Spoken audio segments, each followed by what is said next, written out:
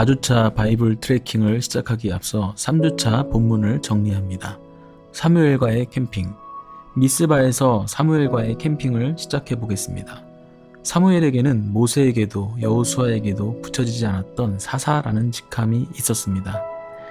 이들은 하나님이 약속의 땅에서 세우시고 450년 동안 민족을 맡기신 최고 지도자였습니다. 이들은 모든 영역을 아우르며 제사장, 예언자, 왕으로서 해야 할 모든 일을 합니다. 종교와 정치에 관련된 영역의 구분이 이들에게는 없었습니다. 그렇지만 이들은 전적으로 하나님을 의지하고 그의 뜻을 들으며 민족을 다스렸기 때문에 누가 보더라도 이스라엘 민족을 통치하시는 분은 하나님이셨습니다. 따라서 사사의 모습은 우리가 이 땅에서 어떻게 살아가야 할지를 보여주는 모델이기도 합니다. 세상으로 부름받은 성도들의 부르심의 자리에서 제사장, 예언자, 왕으로서 살아가야 하는 것은 우리의 사명입니다. 사사의 역사상 가장 위대했던 사무엘에게 어떤 곳에 있든지 믿음을 선택하는 자세를 배워보도록 하겠습니다. 첫 번째, 전쟁의 자리에서 믿음을 선택합시다. 마지막 사사인 사무엘의 시대가 되자 그는 온 백성을 오늘의 캠핑 장소인 미스바로 부릅니다. 그리고 금식을 선포하고 기도하기 시작합니다. 아무것도 먹지 않고 기도하고 있습니다. 그 소식을 들은 블레셋 사람들이 그들을 공격하기 위해 올라왔습니다. 그러나 사무엘은 기도하는 일을 멈추지 말라고 외칩니다. 그들은 멈추지 않고 그들 가까이 전진합니다. 그리고 비무장 상태인 그들을 공격합니다. 그때 하나님이 큰 천둥 소리를 내셔서 군대를 흔들어 놓으셨습니다. 이스라엘 백성은 하나님의 기적 앞에서 얼어붙은 블레셋 군사들을 물리치고 승리합니다. 사사기에서 반복되는 12번의 기회와 실패 속에서 사사들의 역사를 통해 보여주는 메시지가 있습니다. 나의 전쟁의 방법은 사람이 아니라 나를 둘러싸고 있는 하나님을 보는 것이다. 여러분의 전쟁터에서 하나님을 보시기 바랍니다. 자신을 둘러싸고 있는 적이 아니라 그들을 둘러싸고 있는 하나님을 보십시오. 하나님이 없는 나 자신을 보면 이스라엘 백성처럼 메뚜기로 보입니다. 그러나 만물의 주관자이신 하나님을 바라보며 그분이 인도하시는 길을 붙들 때 그분이 준비하신 승리를 보게 될 것입니다. 두 번째, 확인의 자리에서 믿음을 선택합시다. 사무엘의 시대는 눈부신 부흥의 시대였습니다. 사사기에 나오는 사사는 12명입니다. 그러나 12명의 시대는 소망이 없는 시대였습니다. 사사기의 마지막 구절은 이렇게 그 시대를 마무리합니다. 그때에 이스라엘 왕이 없으므로 사람이 각기 자기의 소견에 옳은 대로 행하였더라. 사사기 이후에 나오는 마지막 사사인 사무엘 시대는 어떤 사사보다도 빛났던 때였습니다. 그러나 그의 아들들이 이스라엘 백성에게 신뢰를 주지 못하자 그들은 어김없이 이전처럼 믿음을 저버리고 불순종의 길을 걸어갑니다. 하나님이 인도하시는 길이 아닌 그들의 믿음이 가는 길을 요구합니다. 그들의 요구에 이전에 함께했던 은혜의 추억은 느껴지지 않습니다. 왕을 요구하며 나오는 이들에게 사무엘이 적지 않은 실망을 합니다. 낙심한 그에게 하나님이 말씀합니다. 여호와께서 사무엘에게 이르시되 백성이 내게 한 말을 다 들으라. 이는 그들이 너를 버림이 아니요 나를 버려 자기들의 왕이 되지 못하게 함이니라. 예수님은 많은 세리들과 죄인들 그리고 작은 트집이라도 잡으려는 유대인들 앞에서 탕자의 비유를 말씀하십니다. 이야기 속에서 부유한 집의 아들이었던 탕자가 답답한 집에서 벗어나 마음껏 누리며 살고 싶어 합니다.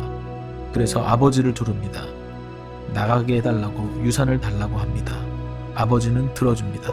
그리고 그의 몫이기에 유산을 줍니다. 그것을 받은 아들은 떠납니다. 여러분, 아들을 그 길로 가게 하는 것은 무책임한 방임이었을까요? 포기를 가장한 유기였을까요? 오늘 사무엘에게 백성들이 너에게 하는 것을 다 들어주라고 말씀하신 그때는 어떤 순간이었을까요? 탕자가 떠나기로 마음먹은 날입니다. 화려해 보이지만 속은 비어서 허망한 길, 마셔도 갈증이 나는 것이 확실한 길로 아버지가 탕자를 보내는 순간입니다. 그에게 소망 없음을 다시 한번 확인하는 순간입니다. 사무엘 8장 7절도 그런 순간입니다. 사무엘아, 백성들이 너를 버린 것이 아니야 나를 버린 것이다. 아들아, 마음을 지켜라. 믿음이 흔들려서는 안 된다. 모든 사람이 하나님을 버려도 여러분은 믿음을 선택하시기 바랍니다. 모두가 소망이 없다고 말하는 순간에도 여러분은 포기하시지 않는 하나님 곁에 서 있는 유일한 믿음의 사람이 되셔야 합니다. 모든 허망한 것이 드러나는 확인의 자리에서도 믿음을 지키시기 바랍니다. 마지막 세 번째입니다. 출발의 자리에서 믿음을 선택합시다. 이스라엘 백성이 원하는 것은 하나, 왕이었습니다. 하나님은 주시기로 작정합니다. 이스라엘에 왕을 세우는 것은 하나님이 아닌 백성들의 생각이었습니다. 하나님이 원하시는 나라는 이 모습이 아닌 하나님이 왕이시고 그분의 다스림을 따라가는 나라였습니다. 그러나 백성은 그것을 바라지 않습니다. 그러자 하나님은 그 길을 갈 수도 있도록 열어주십니다. 하나님의 사람에게 그 길을 준비하게 하십니다. 그렇다면 질문합니다. 왜 하나님은 그것을 허락하셨을까요? 하나님의 나라, 하나님의 제도가 무너지는 것은 그 길이 끊기는 것이 아닌가 생각하게 됩니다. 그럴 때 우리가 지금 하고 있는 바이블 트래킹, 성경 산맥을 떠올리시면 됩니다. 창세기부터 요한계시록까지 함께 읽고 있습니다. 에덴 동산부터 길을 시작해서 광야의 길을 걷습니다. 애굽의 노예가 되어 그 길이 끊어지지 않음을 경험합니다. 홍해와 요단강을 가르고 건너가는 길입니다. 이들이 만들었던 이 나라는 둘로 쪼개지고 어느 순간 이들의 나라는 사라지고 이 땅에서 쫓겨나 포로 생활을 하게 됩니다. 그렇다면 이들의 길이 끊길까요? 그렇지 않습니다. 하나님의 길, 복음의 길은 요한계시록까지 한 번도 끊긴 적이 없습니다. 그렇다면 우리에게 중요한 것은 사사와 왕이 아닌 것입니다. 예수 그리스도의 복음이 이 구원의 길입니다. 하나님은 사사시대의 끝, 그리고 새로운 왕국이 시작되는 출발선에서 사무엘의 마음을 다잡아 주십니다. 바이블 트래커 여러분, 한 번도 끊긴 적 없는 구원의 길, 복음의 길에서 신발끈을 묶고 담대하게 출발하시길 바랍니다.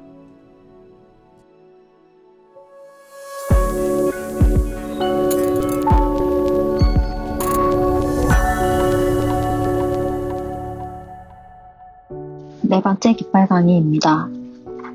이번 주부터 이스라엘 왕국의 역사가 시작됩니다. 첫 번째 왕으로 세워진 사람은 사울입니다. 선지자 사무엘이 사울의 머리에 기름을 부어서 그가 하나님이 세우신 나라의 왕이 되었음을 알리셨습니다. 사울 다음으로는 지금도 이스라엘의 대표적 상징인 다윗이 왕이 되었습니다. 그도 하나님의 선지자 사무엘이 기름을 부어서 세운 왕입니다. 그리고 이제 그의 후예들이 나라의 왕이 되어 다스리게 됩니다. 이스라엘의 역사는 크게 둘로 나눌 수 있습니다. 통일왕국과 분열왕국입니다. 통일왕국은 3명의 왕만 기억하시면 됩니다. 사울, 다윗, 솔로몬. 이들이 왕으로 다스린 기간은 외우기 쉽습니다. 세 왕은 모두 40년씩 이스라엘 왕국을 다스렸습니다. 성경에는 오늘 다 이야기를 못 나눌 정도로 40이라는 숫자가 등장하는 중요한 사건이 많이 나옵니다. 노아의 홍수 때 비가 내린 날도 40일, 모세가 시내산에서 지낸 40일, 광야에서의 방황도 40년, 엘리야가 로뎀나무에서 동굴로 갈 때의 40일, 예수님의 광야 40일, 부활 후 사람들과 함께 하신 날도 40일이었습니다. 사울도 다윗도 솔로몬도 40년을 채웠는데 어떻게 이 숫자를 채울 수 있었을까요? 바로 다윗 때문에 가능하였습니다. 사울은 40년을 채우기 전에 다윗과 부하들에게 죽임당할 수 있었습니다. 그러나 다윗은 하나님을 두려워하는 마음으로 좋은 기회를 취하지 않았습니다. 솔로몬도 하나님께 지혜를 선물로 받고 성전을 영광스럽게 지어 하나님께 올려드린 왕이지만 그는 타락하고 우상을 섬기기까지 합니다. 그런 솔로몬은 다윗이 아니었다면 하나님의 심판을 분명히 받았을 것입니다. 하나님은 다윗을 기억하셨습니다. 하나님은 솔로몬의 아버지 다윗이 하나님을 깊이 사랑하고 섬긴 삶을 기억하시고 심판하시지 않았습니다. 그럼 본격적으로 두 개의 깃발을 나누어 보겠습니다. 첫 번째 깃발은 법궤입니다. 법궤는 하나님이 광야에서 제사에 대해 주신 율법과 함께 그들에게 주신 선물이었습니다. 그 안에는 하나님의 기적을 기억하게 해주는 물건들이 있었습니다. 만나를 담은 금항아리, 아론의 쌍난 지팡이, 언약의 돌판입니다. 그때까지 가장 인상적인 기적의 상징들이었습니다. 그러나 이것은 단순한 기적을 일으키는 신령한 물건들이 아니라 하나님이 그들과 함께한 상징이었습니다. 이것들에 대한 다른 인식을 사무엘상에 나오는 역사를 통해 볼 수 있습니다. 대제사장 엘리와 그의 아들들이 나라의 지도자일 때 블레셋과의 전쟁에서 열세에 물리자 이기기 위해 지혜를 낸 것이 전쟁터에 법궤를 가지고 온 것이었습니다. 4,000명의 군인이 죽게 되자 이들은 언약궤를 가져옵니다. 이들은 기적을 일으키시는 하나님께 기도하는 것이 아니라 언약궤를 전쟁터로 가지고 갑니다. 그들에게 법궤는 기적의 상징이었습니다. 법궤가 있으면 하나님이 블레셋으로부터 공격을 막아주실 것이라고 믿은 것입니다. 반대로 다윗은 왕이 되어 블레셋 군대를 물리치자마자 가장 먼저 법궤를 가지고 옵니다. 빼앗긴 법궤를 이스라엘로 다시 가져오는 것은 그의 가장 큰 소원이었습니다. 다윗에게 기적의 상징들인 그 영적인 보물들은 하나님의 기적이 아니라 하나님의 임재를 의미했습니다. 그것을 보면서 하나님을 더욱 사랑하고 하나님을 추구하는 삶을 살고자 믿음을 굳건하게 하는 보물이었습니다. 우리에게 하나님이 소중한 이유가 무엇인지 자주 체크해 봐야 합니다. 나도 모르는 순간 중요한 본질이 사라진 채 살아갈 수 있습니다. 하나님보다 기적을 추구하는 삶이 될 수 있습니다. 내가 원하는 것을 위해 하나님을 이용하는 삶이 나도 모르게 익숙해질 수 있고 하나님과 함께함이 행복이 아니라 하나님의 기적이 중요한 삶이 될 수 있습니다. 트레킹하면서 법궤가 나올 때마다 하나님의 임재와 하나님을 추구하는 삶을 생각하며 읽으시기 바랍니다. 두 번째 깃발은 성막입니다. 성막도 또 하나의 하나님을 추구하는 것입니다. 하나님은 광야의 시내산에서 성막을 주셨습니다. 그들과 함께 걸어가며 그들이 제사를 드리면서 하나님을 예배할 수 있게 하셨습니다. 이제 이스라엘 백성이 하나님을 만나고 싶으면 언제든 달려갈 수 있는 곳이 생긴 것입니다. 그 예배를 받으시고 그들을 용서하시며 축복하시는 하나님을 만날 수 있는 곳이 바로 성막이었습니다.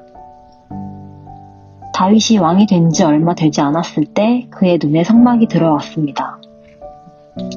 왕이 되자마자 블레셋에 빼앗긴 법궤를 가져왔던 다윗의 열심은 다시 한번 불타올랐습니다. 그에게는 성막이 한없이 초라해 보였고 하나님께 죄송한 마음이 들었습니다. 그 마음은 곧 자신의 손으로 성전을 지어야겠다는 의지로 바뀌었습니다. 그러나 다윗 왕은 전쟁을 너무 많이 치러서 하나님이 안 된다고 말씀하시는데도 그 뜻을 꺾지 않았습니다. 그는 지을 수 없었지만 자신의 아들 솔로몬이 성전을 짓는 것에 대해 명령만 하면 모든 것이 움직이도록 재료를 준비하고 뛰어난 장인들도 준비해 놓습니다.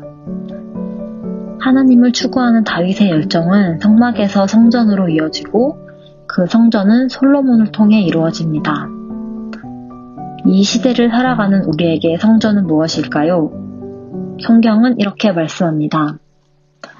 너희는 너희가 하나님의 성전인 것과 하나님의 성령이 너희 안에 계시는 것을 알지 못하느냐? 고린도전서 3장 16절. 그러므로 형제들아 내가 하나님의 모든 자비하심으로 너희를 권하노니 너희 몸을 하나님이 기뻐하시는 거룩한 산 제물로 드리라. 이는 너희가 드릴 영적 예배니라. 로마서 12장 1절. 우리에게 구약의 시대보다 더 진지하게 제사를 올려드릴 길이 열렸습니다. 제사를 드리면서 거룩해지는 것이 아니라 우리의 몸을 거룩한 산 제사로 드리는 것입니다. 자신이 성전임을 깨달아 삶에서 예배하며 살아가는 것이 우리가 해야 할 일입니다.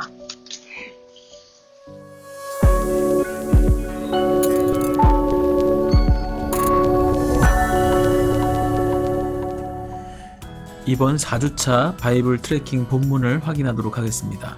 첫 번째 날 사무엘상 2장에서 14장 용맹한 왕자 요나단. 두 번째 날 사무엘상 15장에서 27장 생각하는 대로 믿는 믿음. 세 번째 날 사무엘상 28장에서 사무엘하 9장 마음 둘 곳이 사라질 때. 네 번째 날 사무엘하 10장에서 22장 빛나는 다윗 왕국의 추락. 다섯 번째 날 사무엘하 23장에서 열왕기상 11장 빛나는 이스라엘의 영광. 그리고 여섯 번째 날 열왕기상 12장에서 열왕기하 3장 북이스라엘의 꺾인 날개.